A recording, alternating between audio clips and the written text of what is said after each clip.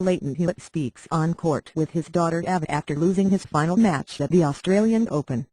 Melbourne. CNN allegations of match-fixing that damaged tennis this week while players competed at the Australian Open even dampened Lleyton Hewitt's send-off, with the twice Grand Slam winner having to deny he had done anything wrong after he was dragged into the affair. On Monday, BuzzFeed News, in an investigative collaboration with the BBC, claimed 16 players were among a core group who have repeatedly been reported for losing games when highly suspicious bets have been placed against them. It also said one Grand Slam singles winner was involved. Neither media organization named names, but a separate blog did Thursday and listed Hewitt as the singles Grand Slam winner in question.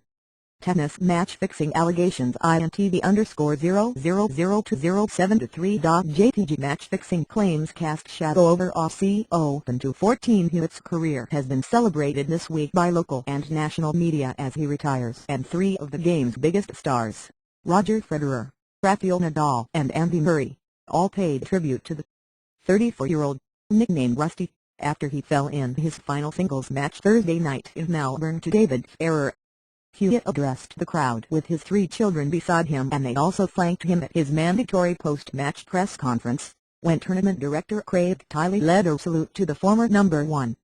Read more. Emotional ending for Hewitt. Absurd but the unsavory subject of match-fixing surfaced, and Hewitt was asked about his name being on the list published by the online blog near the end of his extended briefing with reporters.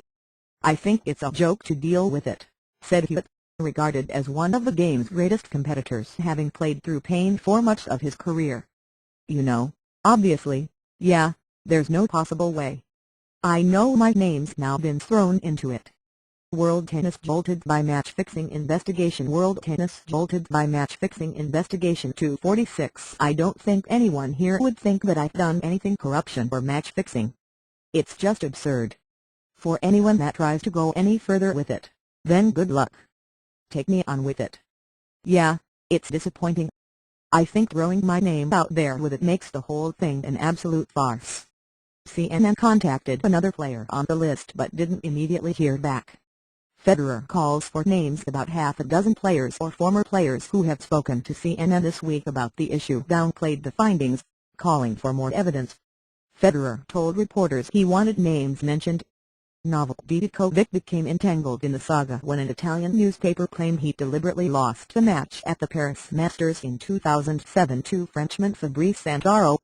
Djokovic, who was 20 at the time and not yet a Grand Slam champion, denied the allegation Wednesday following the second-round win over another Frenchman, Quentin Halys. Tennis match-fixing ADP denies Voice INTV_0000410.jpg ADP rejects claims of match-fixing cover-up. 3:10 Prior to the clash against Santoro, the current world number one had just had his wisdom teeth removed. "Anybody can create a story about any match," the 10-time Grand Slam winner said Wednesday. "That's my point. There hasn't been too many matches where top players lost in the last decade or so in early rounds. You can pick any match that you like that the top player lost and just create a story out of it. I think it's not supported by any kind of proof, any evidence, any facts. It's just speculation. So I don't think there is a story about it." This week the men's ADP Tour repeatedly said it had a zero-tolerance stance on match-fixing and denied that the Tennis Integrity Unit, formed in 2008, didn't thoroughly investigate matches brought to its attention.